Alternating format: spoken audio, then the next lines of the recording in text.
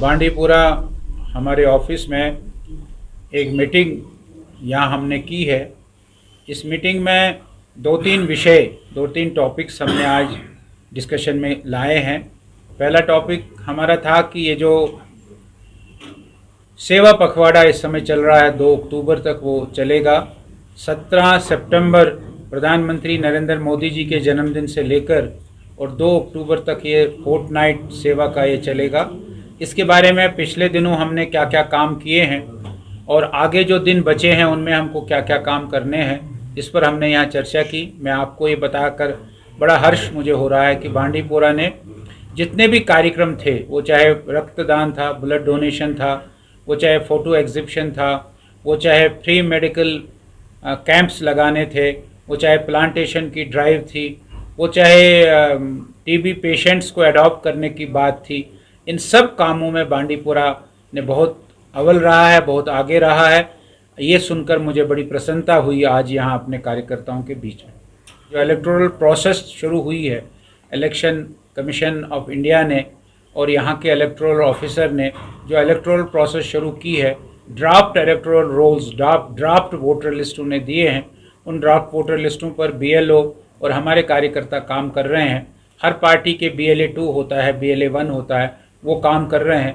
उसका भी हमने आज यहाँ जायज़ा लिया है और अपने कार्यकर्ताओं को ये कहा है कि 25 अक्टूबर तक इसका समय है। इस 25 अक्टूबर तक इसको बढ़ चढ़ कर करें और अधिक से अधिक नए वोटर, ये यहाँ जो वोटर हैं उनको बनाएं।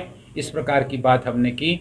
और हमारे गृह मंत्री अमित शाह जी का अब 5 तारीख को जो कार्यक्रम बारामूला में हो रहा है, हमने यहाँ बात की कि हमने नॉर्थ को चुना है इस बार कि नॉर्थ कश्मीर में हम ये रैली करेंगे अमित शाह जी की। और नॉर्थ कश्मीर के चुनने का एक ख़ास वजह है कि यहाँ हमारे कार्यकर्ता बहुत एक्टिव है, बहुत सक्रिय है और उनको अमित शाह जी जब आएंगे, उनकी बात सुनेंगे, उनका और जोश बढ़ेगा। इसलिए बड़ी संख्या में सभी गाँवों से, सभी इलाकों से उस सभा में, उस जलसे में लोग पहुँचे हैं। इसकी बात हमने की है और यहाँ हमारे नसीर साहब ने हमको बताया कि 5000 से अधिक लोग यहाँ से उस रैली में जाएंगे। ये बहुत बड़ी बात है।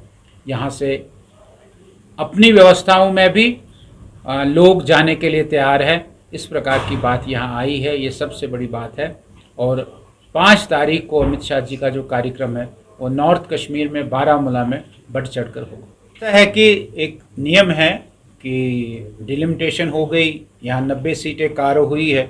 90 सीटें कारो होने के बाद इलेक्शन ऑफिस ने यहाँ इलेक्टोरल प्रोसेस का काम शुरू किया है और हम सब जानते हैं कि जो उसका डेट्स आए हैं वो डेट्स ड्राफ्ट इलेक्टोरल रोल्स जो है वो उन्होंने दिए हैं और 25 अक्टूबर तक उनका समय है। BLO अभी सारे आपने देखा होगा काम कर रहे हैं और हमारे भी कार्यकर्ता काम कर रहे होंगे। उसके बाद 1 महीना उन्होंने इस वोटर लिस्ट को दोबारा से बनाने के लिए उन्होंने जो करेक्शन होगी वो करेंगे और 25 नवंबर के बाद वो फाइनल वोटर लिस्ट देंगे।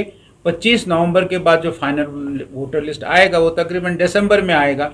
फिर हम सब जानते हैं कि दिसंबर और जनवरी फरवरी में यहाँ चुनाव नहीं होगा। हम आश्वस्त हैं कि मार्च अप्रैल में जम्मू कश्मीर में चुनाव होगा। अभी आपको 5 तारीख को सामने आएगा जब आप अमित शाह जी की रैली देखेंगे बारामूला में और वो पता लगेगा लोगों को कि भारतीय जनता पार्टी कितनी मजबूत है नॉर्थ कश्मीर में। हमारा कार्यकर्ता बहुत मेहनत कर रहा है और कार्यकर्ता गांव-गांव में जा रहा है, कार्यकर्ता हर कॉन्स्टिट्यूंसी में घूम रहा है, कार्यकर्ता हर पोलिंग बूथ पर घूमता है। ये सारी बातें जो है ये चुनाव के समय सामने आएंगी और आप देखेंगे जो हमारे स्टेट के प्रेसिडेंट रविंद्र रैना जी जो बात कह रहे हैं, पीछे भी यहाँ आए थे, आपसे भी उन्होंने बात की और उन्होंने घोषणा की कि इस बार 50 पार बीजेपी करेगी और बीजेपी का मुख्यमंत्री होगा। ये पूरी बिल्कुल मेहनत के साथ हमारे कार्यकर्ता, हमारे लोग कहते हैं, ऐसा मेरा मानना है। ऐसा है कि जब डेली वेजर्स का हमने 9000 करवाया, 9000 रुपया उनका हो गया और अभी आपने देखा होगा कि